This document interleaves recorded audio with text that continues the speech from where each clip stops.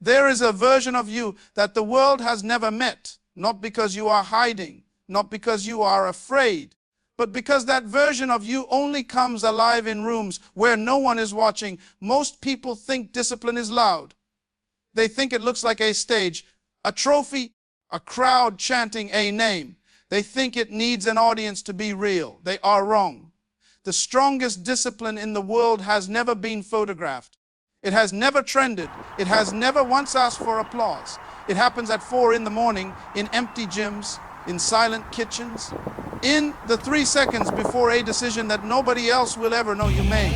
Today, you are going to learn the 5 rules that separate people who talk about change from people who quietly become it. These are not motivational slogans. These are operating principles. Apply even one of them starting tonight, and in 90 days, you will not recognize the person staring back at you in the mirror. Let's begin. The problem we never talk about here is an uncomfortable truth. Most people do not fail because they lack ambition. They fail because they built their discipline on the wrong foundation. Attention. They needed someone to see the workout. They needed someone to like the post about day 1. They needed the group chat to say proud of you before they could feel proud of themselves. And the moment the attention disappeared, so did the discipline. This is why New Year's resolutions die in February. This is why the treadmill becomes a coat rack by March.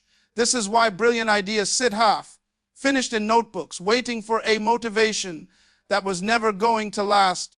Because it was never truly theirs. It was borrowed. Borrowed from likes, borrowed from praise, borrowed from an audience that was never actually watching as closely as you feared or hoped.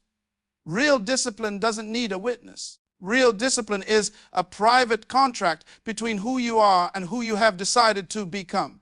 And the moment you sign that contract in silence, everything changes. This is what the 5 rules are about. Not performing growth, building it quietly, brick by brick, in rooms no camera will ever enter.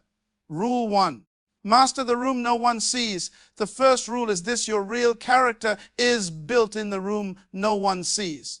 Not the meeting room, not the gym floor when it's crowded, not the moment you're giving a speech and everyone's eyes are on you. Those rooms reveal what you already are. They don't build anything. The room that actually shapes you is the one that's empty. The 5 a.m. workout with no one to impress. The hour of studying when your friends are asleep and no professor will ever know you put in that extra hour. The choice to tell the truth when a lie would have been easier and no one would have caught it. Think about it like this. A builder doesn't judge a house by the paint on the walls. He judges it by the foundation buried underground. The part no visitor will ever admire, because no visitor will ever see it. But if that foundation is weak, the house collapses no matter how beautiful the paint looks. Your discipline works the same way.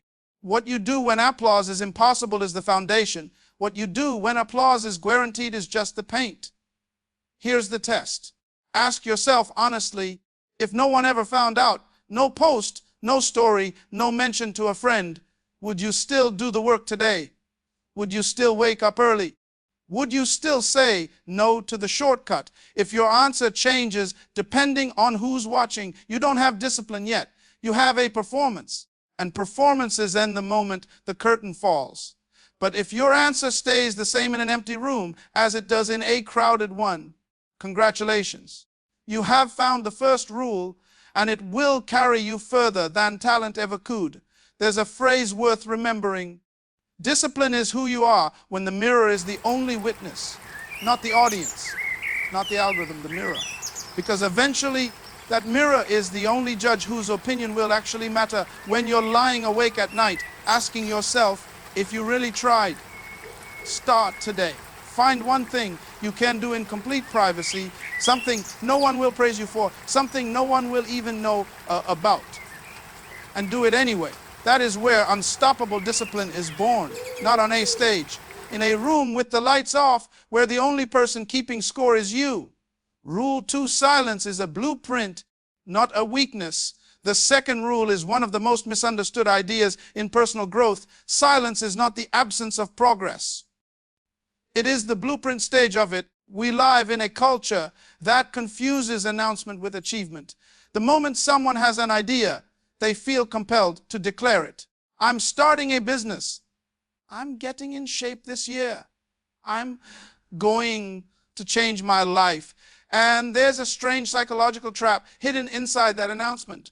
Because the applause you receive for saying it can feel almost identical to the satisfaction of doing it.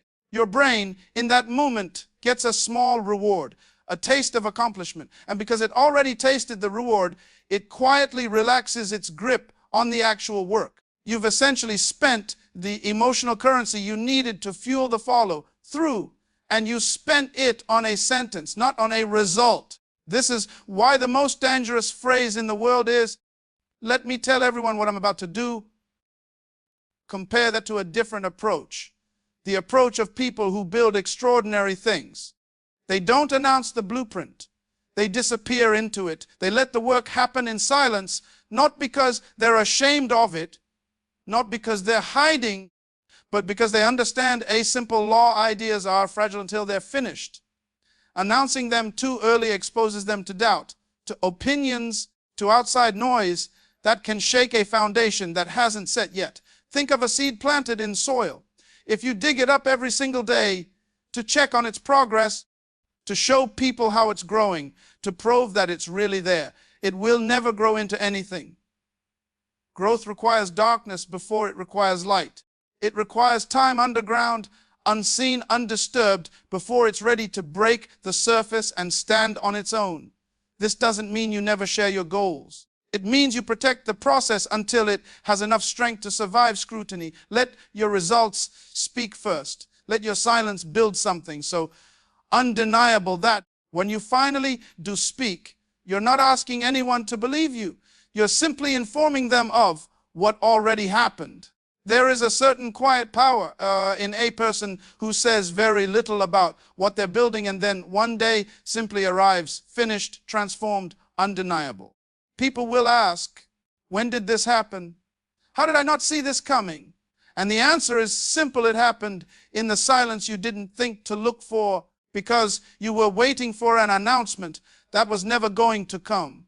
The work was never meant to be witnessed until it was done. Choose one goal right now, something you've been tempted to announce, and instead protect it.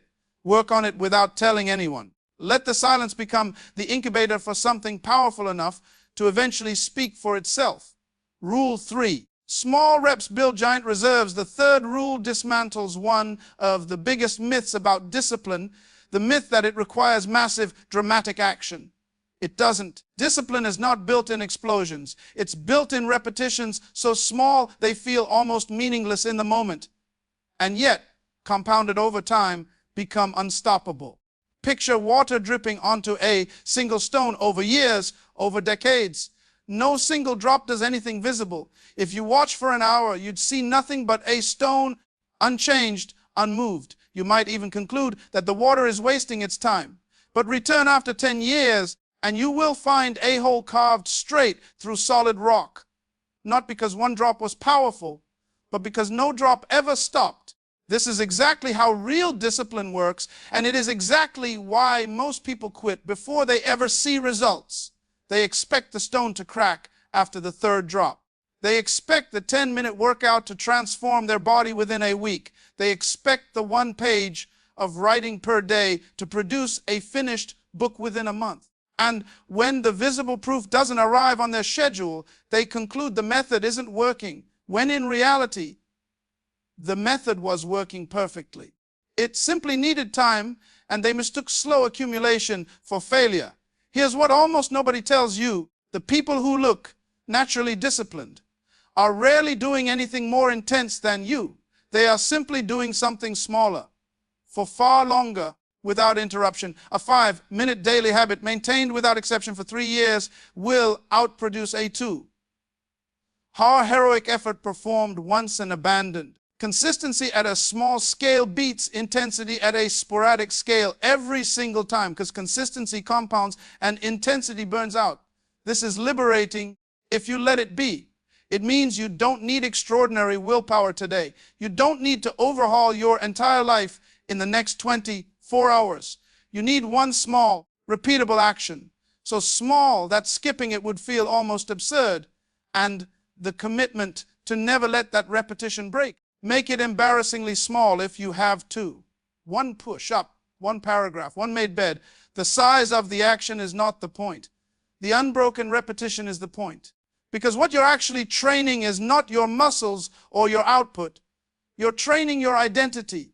Every time you repeat a small discipline, you are casting a vote for the kind of person you are becoming. An identity once built doesn't require motivation anymore. It simply requires you showing up as who you already are.